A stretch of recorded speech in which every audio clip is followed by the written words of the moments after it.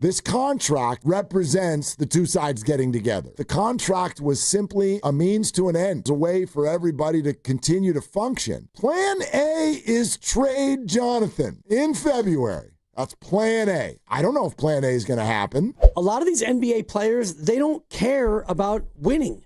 They don't care about winning as much as they care about the bag. And there are certain people and we're lucky that we have, 3 of them, Steph, Draymond, and Jimmy. They are all about winning, and they've won. And I do think LeBron is also in that same category. But you could look at many of the stars in the association. You could look at guys making 40-something million, and they could give a rat's ass whether or not they win or not. And I do think that is a big problem with the association. I agree. Well, I don't know if it's a problem. I agree with your premise, though. It was Steiny's premise. Well, except for the idea Not anymore. Let's go back to, let's take some of the stars you're talking about when you say they're all about winning. Well, that's because they have. That's because they're on the other side of it. If you really got them in an honest moment, you said to Draymond Green and Steph Curry, you've got to give one back, either the rings or the status. What you've achieved, the status. And I know those things are a little bit hand in hand. Right. To a degree. But like your stardom, your shoe deal, your $60 million a year contract, who you are. You are Steph Curry. You are considered one of the best all time. And I know you're not considered that without the rings, but you get what I'm saying. Like that part of your life or the actual rings, what would you give back? Like, would you trade being Steph Curry? Would you trade Under Armour in exchange for being, Patrick McCaw? You could have the rings, but you don't get any of the Steph. Or would you rather be Steph and not have the rings? I don't think that what you're saying is a criticism. I think that's being a human being. That's the way we all look at it. If you work over at Home Depot, are you freaking out like we have got to finish ahead of Lowe's this quarter? Or do you just want your job?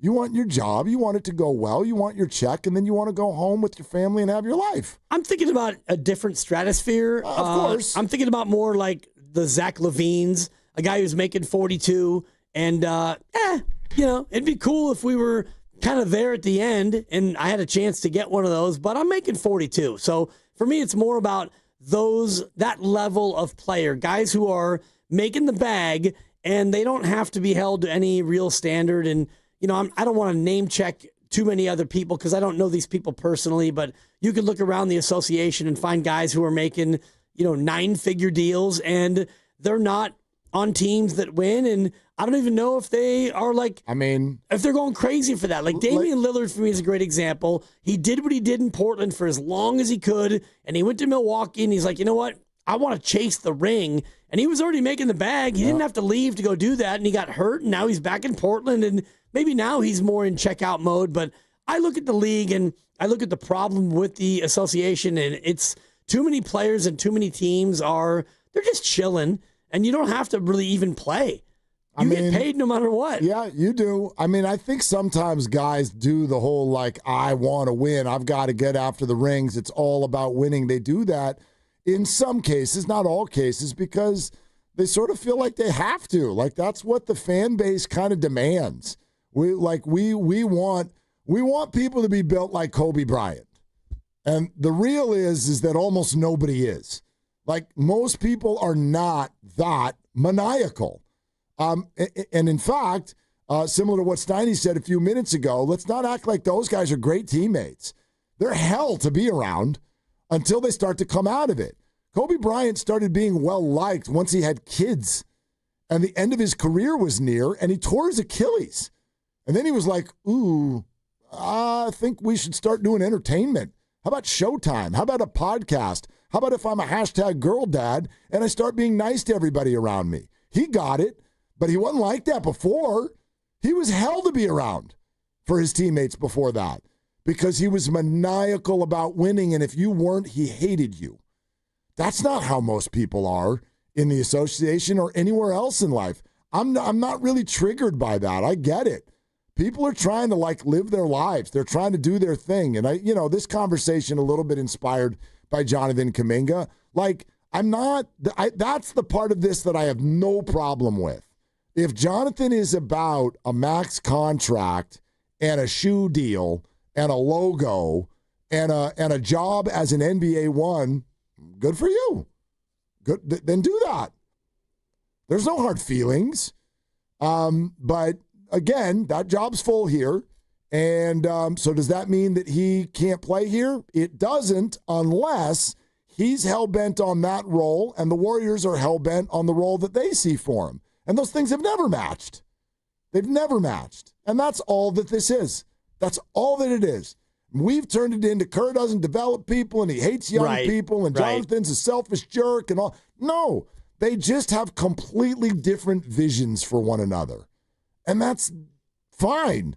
And they're both very stubborn about those visions. So they've never been able to find that common ground where everybody feels good. Well, now they're in a spot where there should be common ground because he's got a one-year deal with a team option. And if the team is going to trade him, then he needs to keep his value high. And if the team is going to keep him, then he needs to play at the level that they actually would want to keep him. And Steve Kerr actually had this comment, and I was reading the Tim Kawakami article earlier today. He had a conversation with Steve Kerr, and Steve is basically saying, you know, Kuminga, you got life-changing money. And I know it's not the deal you wanted, but what you got is a really big deal. Yeah. And, you know, that's what you have. And so now it's up to you and it's up to us to try to do the best by each other and make this work. And, you know, there was no talk about a trade at the deadline or keeping him for 2 years or whatever. But I do think that the overarching reality is it is in each other's best interest for him to play well, for them to play him and have him be in the best possible spot. That way, either they trade him or they trade him and the value's high. Right, but they're going to play him, I firmly believe, in the role that they would like to play him. Of course. So that's what I appreciated yesterday about what Steve Kerr said. Did you all want him to blow sunshine up your ass? I mean, it sounds to me like some people wanted that. You wanted Steve Kerr to come out and be inauthentic. This contract in no way, shape, or form represents the two sides getting together. You know what I mean? I've had a few people kind of hit us with the comment off of this conversation. Well, if that's how the Warriors felt, then why keep him? I'd argue they didn't. They didn't. If they wanted to, quote, keep him, they'd have offered him 5 years and $150 million. But that's not what this contract represents. It also doesn't represent Jonathan Kuminga wanting to stay. I think, did he say when he was asked, does he want to be a Warrior? His response was something along the lines of, well, I'm here, right? I do. Exactly. I'm here. It's like, right, you're here. So what does that mean? You want to be a Warrior? No, he wouldn't say the words. Because, no. Plan A is trade Jonathan in February. That's plan A. I don't know if plan A is going to happen. Plan A, plan B, whatever. Yeah, but plan A is trade Jonathan. That's plan A. Nothing changed. The contract was simply a means to an end.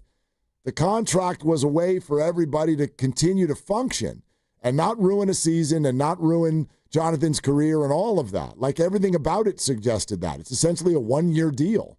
Like everybody's going to get out of this as soon as possible. Yes, plan B, C, D could develop. Who knows? But this conversation was born out of the crossover and these comments from Steve Kerr at practice yesterday when he was asked, coming out of the Sunday preseason game, hey, how do you think it went with Kuminga when he was out there with the starting group, when he was out there with both Jimmy Butler and Draymond Green? There wasn't much spacing, which is the big concern, and but we've got to continue to give them some looks. I think Al kind of changes the equation here. I'm really intrigued to put Al and JK together, with Draymond or Jimmy. Like that lineup makes perfect sense.